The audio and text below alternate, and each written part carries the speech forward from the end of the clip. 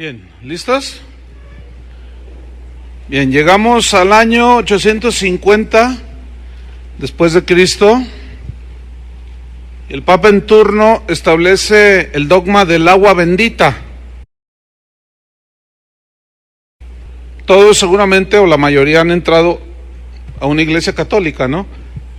Y al entrarlo, luego hay unas como especie de fuentes, donde el agua está allí, el agua bendita. Entonces, esta agüita tiene el poder de que si tú la tomas un poco en tu mano y te untas un poco, pues como que medio te santifica, ¿no? No sé cuántos han estado siguiendo la serie Temas de Importancia en la Iglesia, que hablé del legalismo. Todo eso es legalismo. O sea, atribuirle, en este caso al agua, a esta agüita, agua igual a esta, poderes de bendecir a una persona. Sin embargo, allí está, y el Papa en turno instituyó este dogma. Y cuando algún sacerdote o los cardenales van a bendecir un negocio, una casa, ellos traen no recuerdo cómo se llama, donde tienen agua, entonces ellos rocían agua así, ¿verdad? Y esparcen agua bendita. Fíjese bien, una vez en este lugar aquí donde yo estoy parado, hará como unos 10 años, estábamos en una reunión de pastores, me pidieron que si le prestaba este lugar. Claro, entonces yo estaba sentado de este lado, había como unos 120 pastores, y la mayoría aquí en esta parte de abajo, sentados. Entonces tomó la palabra un pastor de aquí, de la ciudad, y empezó a hablar, y empezó a decir cosas bien raras, y uno de los pastores me dice: oye, ¿por qué no lo bajan a este hermano y le dicen que mejor se calle? Está diciendo puras tonterías. Entonces yo le iba a decir que se dirigiera al que dirigía digamos, el presidente de la asociación de pastores en ese tiempo, cuando este pastor agarra una botella de agua así como esta, así. Entonces, pues como ahorita yo la traigo y todos pensamos, pues le va a dar un traguito, ¿no? Así como yo, pero no. Y yo en el nombre del Padre, del Hijo y del Espíritu Santo los bendigo. Ah, mira, ¿ves qué cálculo tengo? Nada más que él sí le atinó. No te asustaste. Perdón. No fue mi intención asustarte. Es un bañadero aquí. Y algunos nos dijeron: ¿qué onda? Y se salieron, pero otros estaban chichille porque les había mojado. Fíjate cómo son las cosas, ¿eh? Decimos, no, que el Papa, que no sé, y aquí dentro de nosotros también hay agua bendita, también el aceitito. Si quieren que bendigan tu casa o tu carro, lo embarran de aceitito. Nada que ver, ¿eh? Perdón, no vais a decirle a tu mamá porque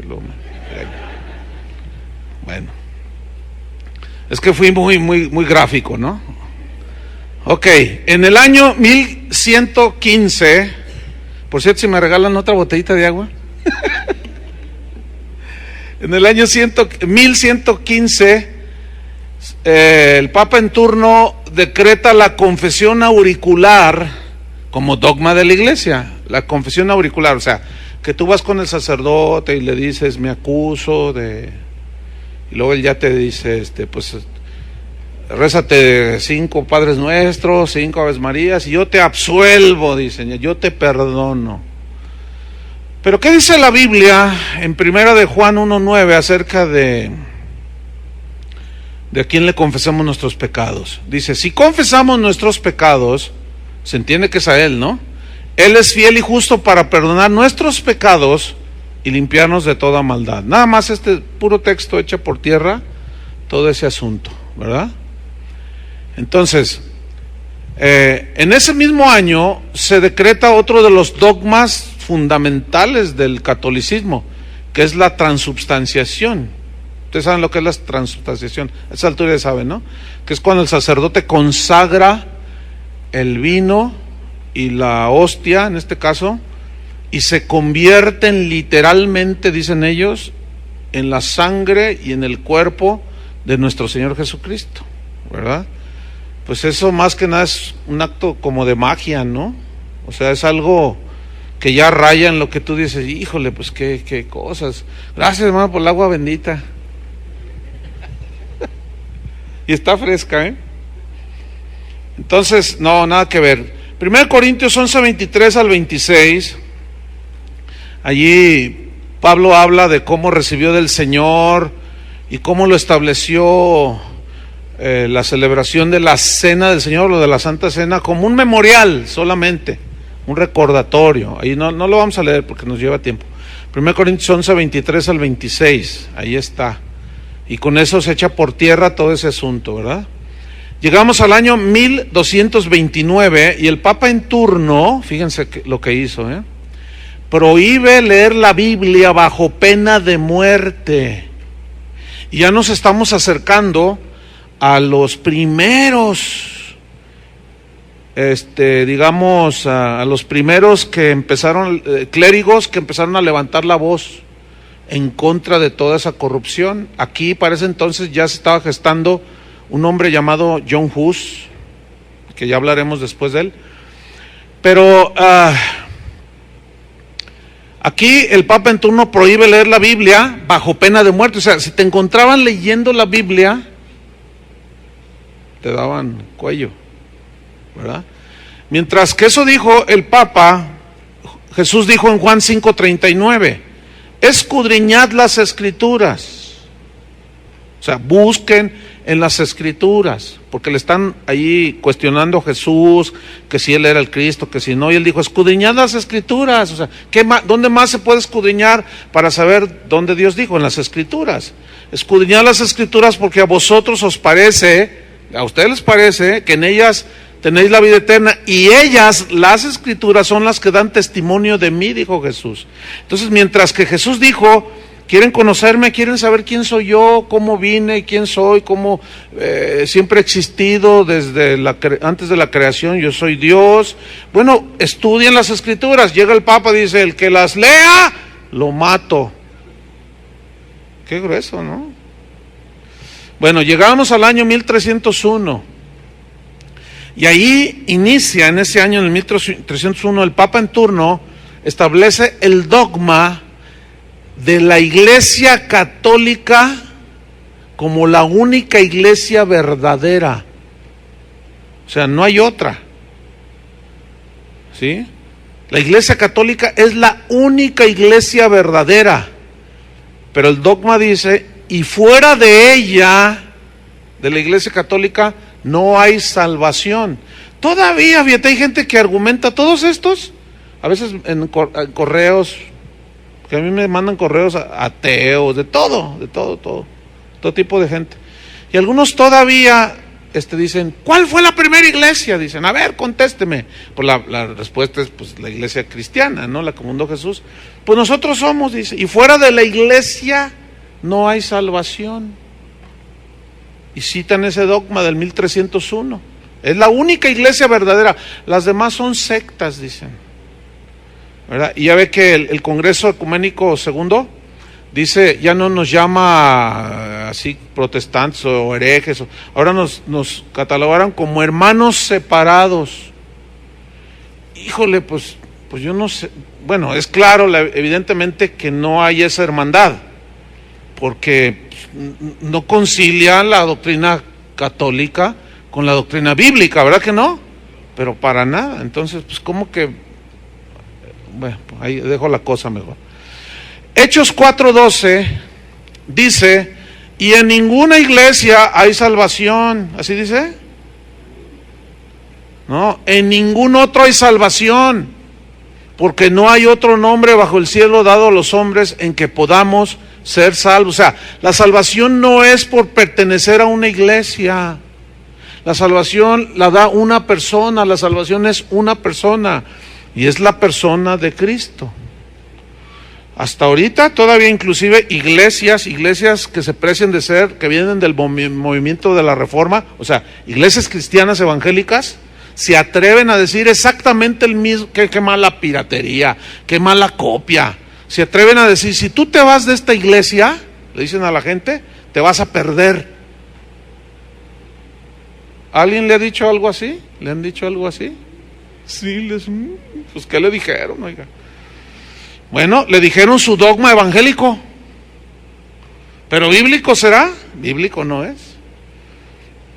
Porque la salvación no está en una organización, no está en un organismo, no está en el asistir. Yo casi cada domingo le digo a la gente, no porque usted viene a una iglesia, eso lo hace cristiano.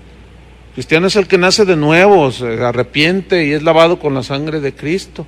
Y allí forma parte de la iglesia. Y encontró la salvación no en una iglesia, sino en Cristo.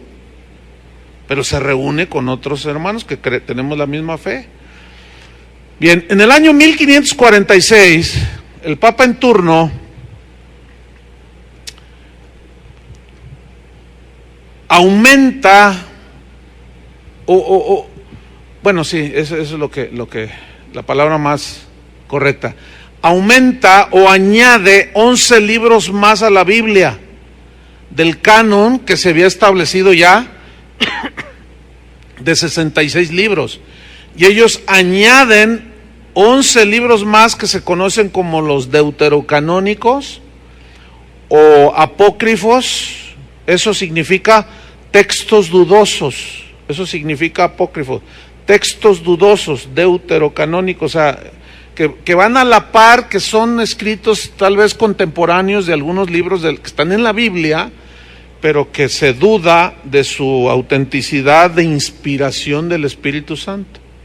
¿Sí? Entonces ellos les añaden 11 libros, y estas son de las preguntas típicas, digamos, del recién convertido, que la gran mayoría de las veces viene de la Iglesia Católica, y dice, ¿por qué las Biblias de los católicos, como yo, traen su Biblia guadalupana de este tamaño, ¿no? Como de 70 kilos de peso y así de gruesa? ¿Por qué tiene más libros? Digo, por eso te pesa más. No, no es cierto. ¿Por qué tiene más libros? Entonces ya les explicas por qué. Y fue en el 1546, cuando la Iglesia Católica, así, de un plumazo, ¿verdad? Pero sabemos que está detrás de todo eso el estar en la controversia, porque en esos libros, hay algunos como el libro de Tobías, de mi primo Tobías, porque yo me he apellido Tobías, ¿no sé, ¿no sabían? Yo me he apellido Tobías, mi primo Tobías. Ahí en el libro de Tobías, que es uno de los apócrifos, ahí habla da a entender de que existe como un purgatorio, ¿sí? Da a entender de ciertas reliquias, y en los otros libros, entonces, no checan con todo el contexto general de la Biblia respecto a las imágenes, ni a todas esas cosas. Por eso son textos dudosos. Y ellos mismos, en algunas Biblias católicas, los editores son, digamos, más íntegros y te lo dicen ahí. Estos libros fueron añadidos en tal año, estaba el Papa fulano de tal, y son libros que tienen dudas sobre su autenticidad de inspiración, y otros te dicen, no, es palabra de Dios, y entre ellos mismos no se ponen de acuerdo. Bueno, en el año 1562 se decreta, la Iglesia Católica decreta la misa como obligatoria, pero también la misa como una ofrenda propiciatoria. ¿Qué significa eso? Significa que con solo por el hecho de asistir a la Iglesia Católica a oír misa, tus pecados son limpiados. Tus pecados son limpiados. Por eso la gente va, aunque sea 5 minutos antes, y dice, ya cumplí. ¿Entienden?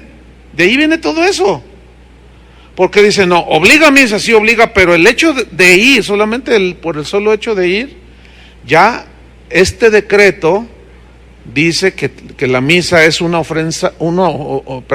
ofrenda propiciatoria, que con el solo hecho de entrar al santuario y oír, aunque sea una partecita de la misa, ese solamente ya limpió todos tus pecados. O sea, no se requiere arrepentimiento, nada más con asistir y ya quedaste limpio. Qué cosas, ¿no? Primera de Juan 2:1 y 2 nos dice quién es la propiciación.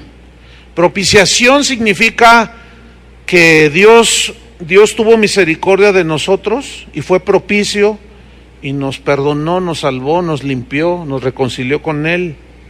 Primera de Juan 2:1 y 2 dice, hijitos míos, estas cosas les escribo para que no pequéis, Y si alguno hubiere pecado, abogado tenemos para con el Padre, a Jesucristo el justo.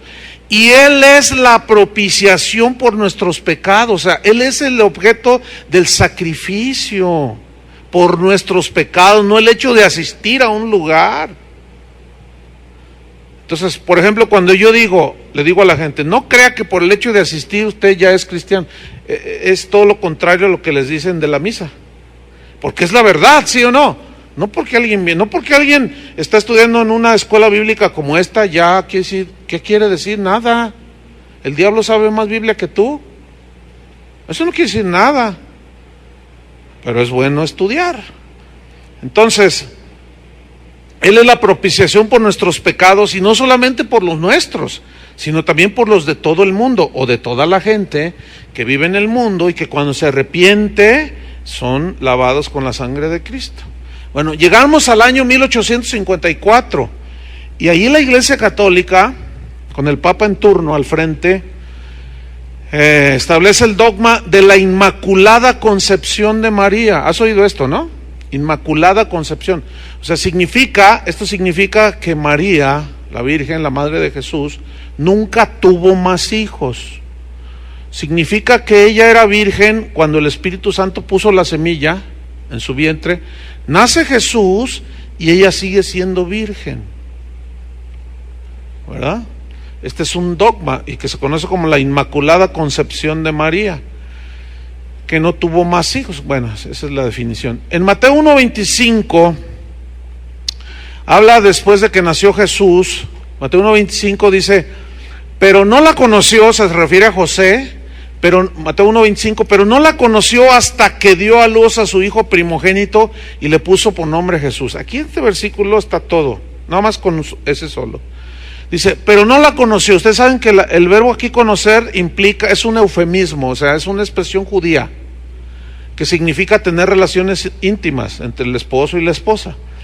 Como cuando dice, y conoció a Adán a su mujer y nació Abel. ¿Sí?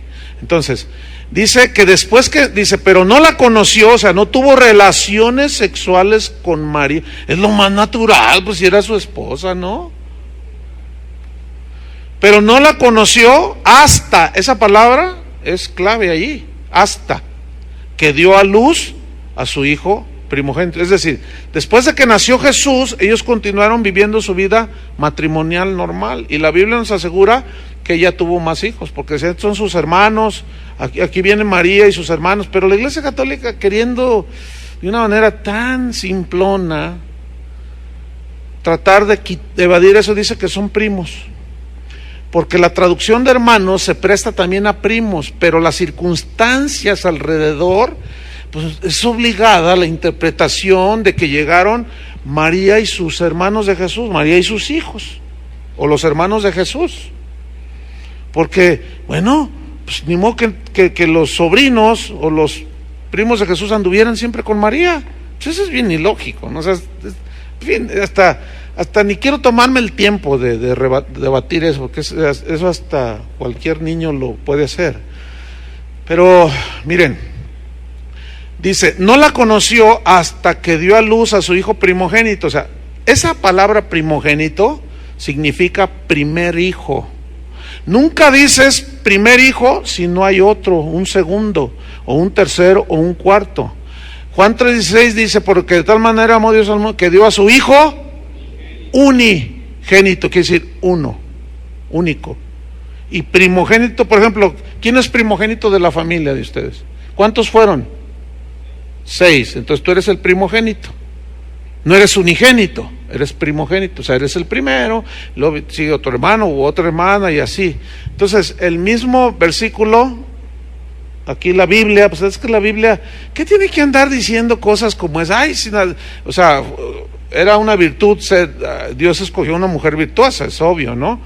Pero pues eso de que después quedó virgen, como que pues es simple y pura idolatría. Así una mujer que fue llena de gracia, ciertamente, pero en otro sentido todos también fuimos llenos de gracia. Había otras mujeres muy notables en ese tiempo, en Israel, pero tuvo que escoger a una. Así como había muchos pueblos en los tiempos de Abraham, que Dios pudo haber escogido. ¿Por qué escogió a Israel? Porque Él quiso, tenía que escoger un pueblo, nada más uno, de donde viniera todo el linaje del Mesías.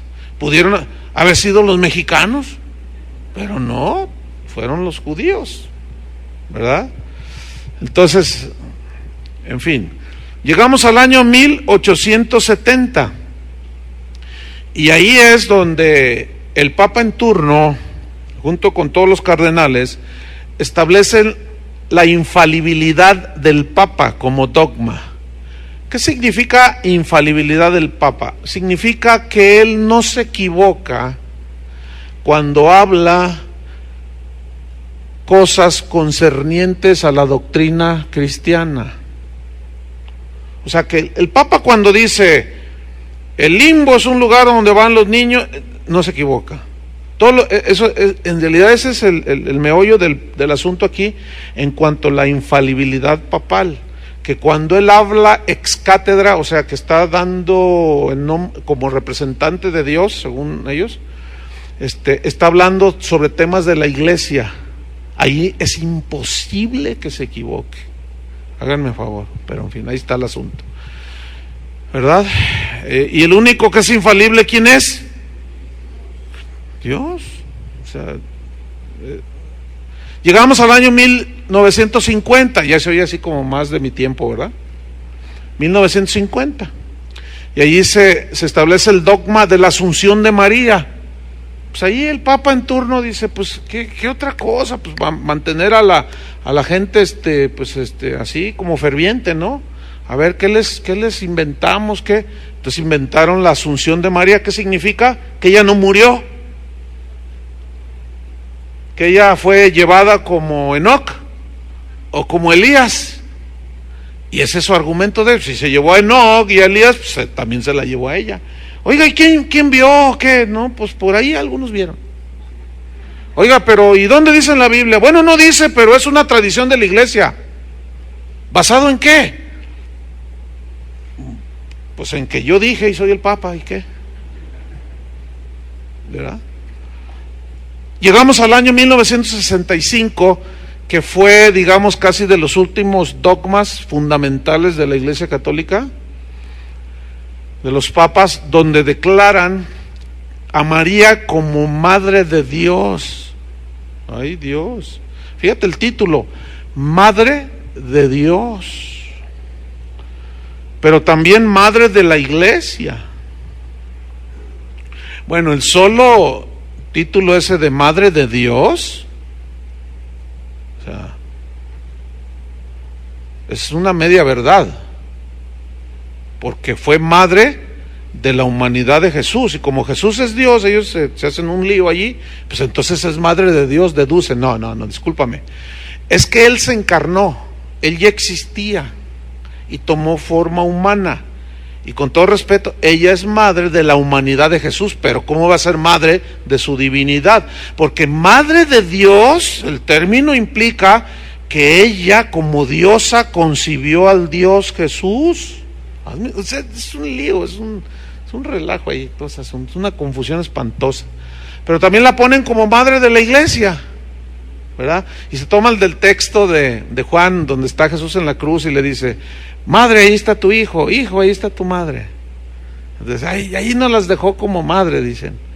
Pero no, pues era un simple y sencillo, cuídamela, ¿no? Allí, cuídala, hazte cargo de ella. Así de simple. ¿O no? Porque ¿qué más se ve en la Biblia al respecto? Nada.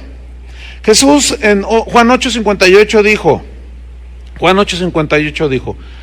de cierto os digo, antes que Abraham fuese, yo soy. Y bueno, los que lo estaban escuchando a Jesús se espantaron. ¿Cómo tú? Si no tienes ni 40 años, no tienes ni... ¿Cómo dices que antes de Abraham tú eres? ¿Sí? ¿Por qué? Porque esa frase, es que él utilizó la frase que describía al Dios, a Jehová Dios, en el Antiguo Testamento, el gran yo soy. No, se asustaron. ¿Entienden? Antes que Abraham fuese, yo soy, y es el mismo equivalente. Él estaba hablando en arameo ahí, pero es el mismo equivalente del hebreo, que describe a Jehová como el gran yo soy, el que existe en sí mismo, el que no tiene principio ni fin, el Adonai, ¿entienden? El eterno, el que sus días nunca acabarán, no tuvieron inicio y no tendrán fin, el eterno. Entonces, nada más eso muestra, echa por tierra todos esos títulos rimbombantes, ¿verdad? Bueno, esa fue una breve crónica de los dogmas de la Iglesia Católica. Vamos a iniciar, a partir de este momento, el tema de la Reforma, ¿sí? De la Reforma conocida protestante. ¿Por qué protestante? Porque protestaron contra los abusos del clero. De ahí el mote de protestantes. Yo me acuerdo cuando, antes de ser cristiano, que algo nos decían de los protestantes. ¿Cuántos se acuerdan de eso? Que algo les decían. Y cuando tú pasabas enfrente de algún templo protestante, te decían que te atravesaras al otro lado de la calle. Yo lo hacía, fíjense. Porque yo me acuerdo cuando iba a la doctrina y decían, no le hagan caso a los protestantes, esos son hijos de Martín Lutero. Dice, son hijos del diablo, su padre es Lutero. Y han oído la frase esa, uy, la iglesia en manos de Lutero. ¿Han oído eso? No, bueno, ya luego lo explicaré más, porque eso es una frase que sacaron como diciendo, la iglesia en manos de Lutero, si ese fue un demonio, dividió la iglesia, ¿verdad? Entonces, bueno, así estaba en ese momento la corrupción en la iglesia se empiezan a ver los primeros vestigios de lo que se conoció, repito, como la Reforma protestante. De ahí el mote de protestantes, todo lo que tenía que ver con protestantismo. Yo me acuerdo, repito, no, pues esos no les hables, no, esos son del diablo, ¿verdad? Y luego veías Iglesia Evangélica Cristiana, y ¡ay, híjole! No sé cuántos les pasaba eso, ¿sí? Bueno, entonces, inicia la Reforma. El contexto ya lo sabemos, la iglesia había caído a las partes más bajas de la corrupción. La inmoralidad, la avaricia, la idolatría, la promiscuidad sexual de los líderes de ese tiempo, pues estaba en el pleno y total oscuridad, la gente estaba en la ignorancia más espantosa respecto a Dios, en que pudo haber estado después de que Cristo vino a esta tierra los seres humanos. Entonces, esa ignorancia de Dios, esa ignorancia de las Escrituras, pues los convertía a todos los católicos en presa fácil de los lobos rapaces. Pero a pesar de eso, Dios siempre se ha guardado remanentes. ¿Qué quiere decir la palabra remanentes? Una pequeña porción, una pequeña parte de gente que de una manera soberana, por la gracia de Dios, Dios los guarda para que se permanezcan fieles en medio de toda la corrupción. Como en la historia de Israel, ¿cuántas veces se corrompieron? Pero siempre hubo remanentes. Siempre hubo profetas que eran parte del remanente, pequeñas cantidades de personas que permanecían fieles. A los profetas los mataron, ¿verdad? A los reyes, algunos también los asesinaron, porque se levantaban en contra del mismo Israel y decían, ¡ey, nos estamos volviendo a los ídolos! Estamos fornicando y estamos yendo en pos de dioses ajenos. Entonces se levantaban y se enfurecían, los mataban. Entonces, estos reformadores, o este movimiento, este remanente pequeño, se conoce como los reformadores. La palabra reformar significa volver a la forma original, algo, volver a formar como estaba antes. Estos reformadores fueron hombres que de alguna manera respondieron al llamado de Dios, y fueron hombres que marcaron la diferencia en su tiempo, en su generación. Una pregunta les voy a hacer, así abierta para todos ustedes y los que nos escuchan por internet. ¿Cómo está la iglesia en la actualidad? Me estoy refiriendo a la iglesia reformada. Todo aquel que diga, no, yo soy cristiano evangélico, o pertenezco a algún concilio o asambleas de iglesias protestantes o cristianas, ¿Cómo está la iglesia en la actualidad? Estoy hablando de la iglesia después de la Reforma.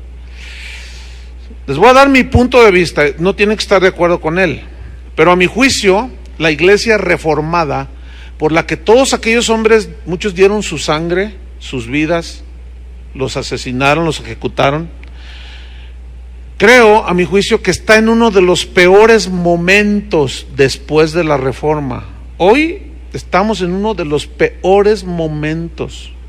Estoy hablando ya no de la iglesia católica, que está pagando miles de millones de dólares para callar a las personas que se quejan de que violaron a sus hijos, u hombres ya de 60 años que están metiendo demandas porque los violó el fundador de los Legionarios de Cristo. No, ya no estoy hablando de la iglesia católica, estoy hablando de la iglesia reformada. ¿Cuál es su condición? Híjole, esto no me deja dormir a mí, porque la verdad es que la inmoralidad, la avaricia, la idolatría, el materialismo, el humanismo, el misticismo, como lo de la agüita, ¿sí?, el legalismo y hasta la brujería son el pan nuestro de cada día en las iglesias de hoy. Seguramente ustedes se han dado cuenta, tienen amigos en alguna parte, en algún país, en alguna ciudad, cristianos, que son cristianos. Algunos tienen amigos así. ¿Qué les comentan? ¿Qué les dicen? ¿Qué les preguntan? ¿Saben qué me preguntan a mí? Oiga, pastor, por aquí tengo un correo, déjenme ver así rápidamente mientras les hablo, un correo que me acaba de llegar. Bueno, no, se me vino, no, es que son un montón y para encontrarlo va a estar medio difícil. Ok, pero básicamente en el correo dice, oiga, pastor, fíjese que, bueno, yo estaba contenta en la iglesia, pero últimamente el pastor dice que Dios nos habla solamente a través de una profeta que tenemos aquí en la iglesia. Entonces, que cuando Dios quiere hablarle a alguno de los hermanos de la iglesia, la profeta siempre está así adelante. Entonces está así, ¿verdad? Así como en trance, ¿no? Entonces dice, cuando Dios le quiere hablar a uno de los hermanos de la iglesia, la profeta se baja de la plataforma y le habla al oído y le dice lo que Dios quiere que haga. Entonces me dice, pastor, pues el pastor dice que esa es la manera en que Dios nos habla. ¿Qué es eso? ¿Qué es eso? Son puras patrañas. La Biblia dice que las ovejas del Señor oyen la voz del pastor. La Biblia dice que los que somos hijos de Dios somos guiados por el Espíritu Santo, no por una señora que entra en trance. Entonces me dice, por favor, pastor, sáqueme de la duda porque estoy confundida. Yo leo cosas diferentes a la Biblia, pero mi pastor me dice que así es como Dios nos habla en esta iglesia a través de la profetisa. Hazme un favor. La papisa, pues. Nada que ver. Entonces, no, y les puedo poner, hermanos, 20,000 millones de ejemplos. Eso se llama hipérbole. 20,000 millones de ejemplos como ese que se dan en las iglesias que se precian de ser cristianas. La pregunta es, si los reformadores dieron su vida y dieron todo para volver a los principios de la Biblia, y si la condición de la iglesia de hoy es de las más oscuras después de la Reforma, ¿qué espera Dios de nosotros? ¿Qué espera Dios de nosotros? Bueno, yo les voy a decir algo. Dios no espera menos de lo que hicieron los reformadores. Si yo les preguntara, ¿ustedes consideran que la iglesia necesita otra reforma? O si a mí me hicieran esa pregunta, yo no dudaría en dar un rotundo sí necesita una contrarreforma. Ya estamos todos deformados, ya no se saben, la gente se confunde, hay una confusión espantosa. Hoy ya no se sabe distinguir entre un lobo y un verdadero ministro de Dios. Los que defensores de la sana doctrina están todos confundidos, ya confunden el trigo con la cizaña. Es un desastre, porque ya todo se confunde, y sin embargo la Biblia sigue diciendo lo mismo. ¿Cuál fue la base en la que se fundamentaron aquel remanente para hacer la reforma? Las Escrituras. ¿Qué tenemos que hacer nosotros hoy? O sea, yo no estoy diciendo, vamos a levantar un grupo. No, yo no estoy diciendo eso. Sino que cada uno va a hacer su parte, que fue lo que hicieron ellos. Ellos nunca dijeron, voy a levantar un séquito o un grupo de reformas. Nunca dijeron eso. Ellos simplemente, lo que sucedió y lo que hicieron fue que al volverse a la Biblia empezaron a redescubrir las verdades de Dios y empezaron a predicarlas, y la misma palabra tiene el poder de derribar todo argumento que se levanta contra el conocimiento de Dios y de Cristo. O sea, lo que les estoy diciendo es que no nos apartemos de las verdades de la Biblia. Tú mantente en la sana doctrina, en las verdades de la Biblia. Y al estar hablando con alguien, a veces que conozco, que va a una iglesia cristiana, y al estar tú compartiendo, nada más compartiendo la palabra de Dios, y la otra persona anda en sus rollos, salta inmediatamente. Entonces, no, lo que pasa es que tú eres un legalista, te dicen. No, lo que pasa es que tú ya te lavaron el cerebro. No, espérame, no hay legalismo aquí, no hay lavado de cerebro. ¿Qué dice aquí? Y luego se lo enseñas. Ay, bueno, sí, sí, ahí dice, pero es que el profeta, el apóstol de nosotros dijo que esto o aquello. Que el apóstol. O sea, que el papa, pues, para que me entienda. El papa de mi denominación. Algunos de los que no les caemos muy bien dicen que yo soy el papa del movimiento de casa de oración. Pura ignorancia, o sea, puro bla bla bla, pura verborrea, ¿sí? Pura diarrea verbal. Porque pues ahí están, todas mis enseñanzas están en internet, ¿sí o no? Ahí están todas. Yo no puedo esconder absolutamente nada. Y mi vida también está abierta a los que están aquí. Esta congregación es de más de 5,000 personas, con más de 20 congregaciones en la ciudad. Y los que me conocen, yo tengo que responder, tengo 30 años pastoreando la casa de oración. Los que me conocen, me conocen. Los que me conocen de hace 2, 3 años, 4 años, que oyen cosas que se las creen, a mí, miren, a mí no me importa lo que la gente diga de mí, a mí me importa lo que Dios piense de mí, y yo voy a poner el énfasis en que mi vida esté transparente delante de Dios.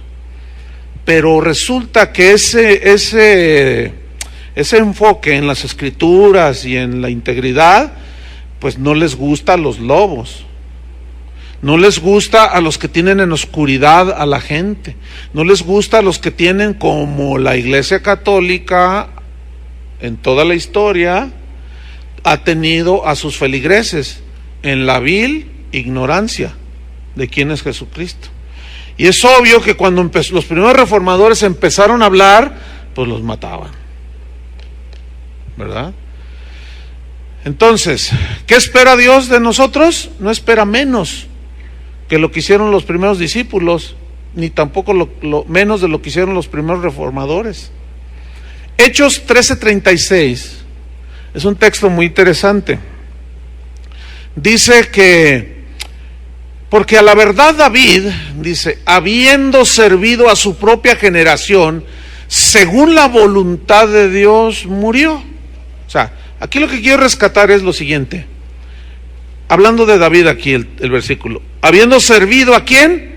A su propia generación. Mira, hay cosas en la vida, escúchame bien, en las cuales solo Dios te da una oportunidad para hacer. Hay otras cosas por las cuales Dios te da varias oportunidades, nos brinda varias oportunidades para hacer en la vida, ¿no? Una oportunidad, no lo hacemos, te da otra oportunidad, otra y otra. Pero hay algunas otras que solamente una vez en la vida te da la oportunidad. Una de esas es ser fiel y servirlo. No hay otra oportunidad. Si tú no eres fiel ahora, si tú no sirves ahora al Señor, si tú no eres guardador de la palabra de Dios, ya no vas a tener otra oportunidad. Si hoy tú no das tu vida, ya no vas a tener la oportunidad de dar tu vida por Cristo y por el Evangelio, o en la defensa de la sana doctrina. Ya no hay otra oportunidad, solamente hay una. David, habiendo servido a su propia generación, yo tengo mi generación. Cuando Dios me llamó al ministerio, esa era mi generación, ¿entienden? Entonces, yo entendí, por la gracia de Dios, que solo Dios me estaba dando una oportunidad para servir a Dios. Una sola oportunidad para servirlo de manera integral, sincera, transparente, a la vista de todo el mundo. Solamente hay una oportunidad. Y yo dije, yo quiero hacerlo.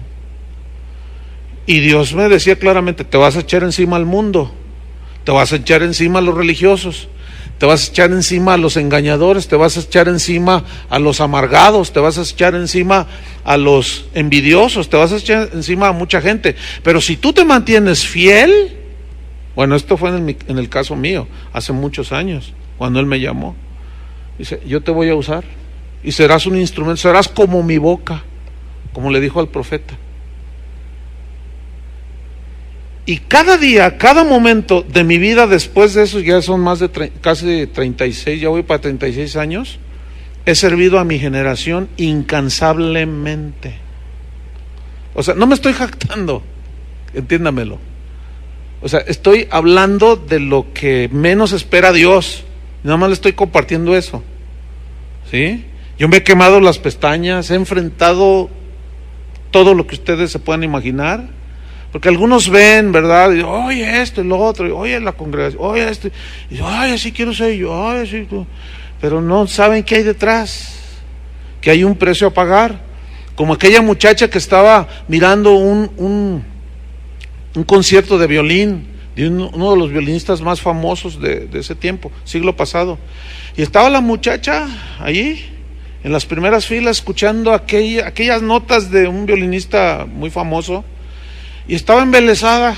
Cuando se termina el concierto, pues todo el mundo le aplaudió al violinista, y la muchacha se sube al estrado y se acerca al violinista y le dice, daría mi vida por tocar como usted. Y el violinista le respondió, eso es exactamente, mi hija, lo que yo he dado, mi vida. O sea, las notas que sacaba no son coincidencia, no vienen nada más así, no, dice, yo di mi vida. Y para ser un concertista de ese nivel, tienen que estudiar por lo menos 8 horas diarias. Algunos quieren ser predicadores de la Biblia y ni la leen. Otros quieren serlo, se meten en una escuela bíblica y no terminan el curso. No, pues así vas un tremendo reformador que tengo enfrente. Y otros hasta se duermen en las predicaciones de la iglesia.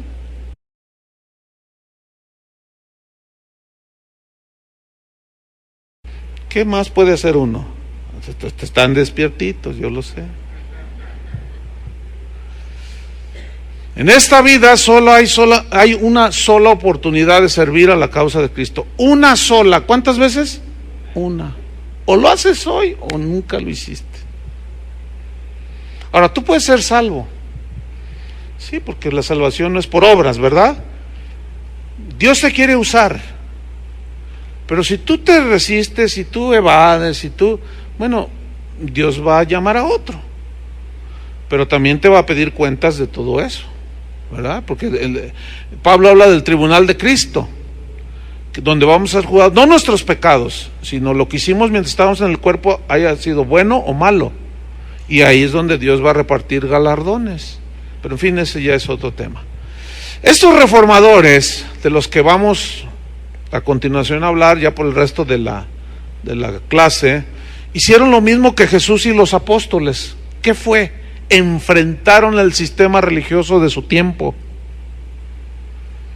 ¿Cómo lo enfrentaron? ¿En sus fuerzas? No, lo enfrentaron no porque ellos fueran buscapleitos, sino que lo enfrentaron por el solo hecho de predicar el evangelio. De esa manera, de una manera, digamos, automática, tú predicas el evangelio y automáticamente tú estás enfrentándote al sistema corrupto, religioso de tu tiempo. Habla de que se debe de dar por gracia lo que recibiste de gracia, nada más con eso, y estás tú enfrentando el sistema religioso, por ejemplo, de la farándula cristiana, que todo te cobran para oír cantar, oír un concierto, para oír la conferencia de no sé quién, te cobran hasta la risa. Y tú dices, no, pero la Biblia dice que den de gracia lo que recibieron de gracia. No, pero es que son otros tiempos y ya empezó la bronca. Pero no es por causa tuya, sino por la defensa del Evangelio. Y eso fue lo que hizo Jesús, ¿sí o no? Él simplemente habló, dice, ustedes son de su padre el diablo. Ustedes no me quieren a mí, no quieren oírme a mí. Pablo decía, yo me he hecho su enemigo por decirles la verdad. Habla con la verdad, mira, habla con la mentira y tienes un montón de amigos. Como dijo un sabio cristiano del siglo pasado, mientras dije mentiras, tuve muchos amigos. Hablé la verdad y se esfumaron mis amigos. Y eso es cierto. Entonces, la historia de la necedad del hombre nos confirma que vuelve a repetir los mismos errores. ¿Han oído esa frase que dice así: los que no pueden recordar el pasado están condenados a repetirlo? ¿Han oído esa frase? Es famosísima. Es de un español, de un escritor español. Se llama Jorge Santayana. Él dijo esa frase. Los pueblos que olvidan su pasado están condenados a repetirlo. Y es una frase que tiene sabiduría humana, si tú quieres, pero es muy cierto. O sea, vamos a ponerlo así: cristianos que no recuerdan su pasado, por eso es importante la historia, que no recuerdan su pasado, están condenados a repetirlo. Hermanos, ¿saben cuál fue la razón de la reforma? Las indulgencias, o sea, de las razones principales, entre otras, ¿verdad? Pero fuera de el pago por las bendiciones de Dios. Esa fue una de las razones que Martín Lutero, por las cuales pegó sus 95 tesis en un templo. Esa fue el asunto de las ventas de las indulgencias, de las bendiciones de Dios. ¿Qué no está la iglesia de hoy sumida en lo mismo? Pacte con Dios, mande una ofrenda y nosotros oramos para que Dios lo bendiga.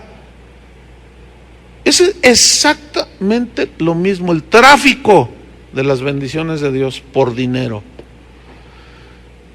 Entonces, estamos repitiendo la misma historia.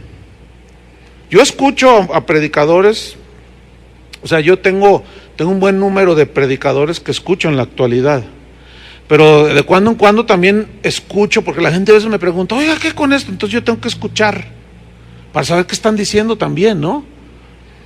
Pero yo escucho a predicadores que dicen, ¿para qué quiere estudiar en un instituto bíblico?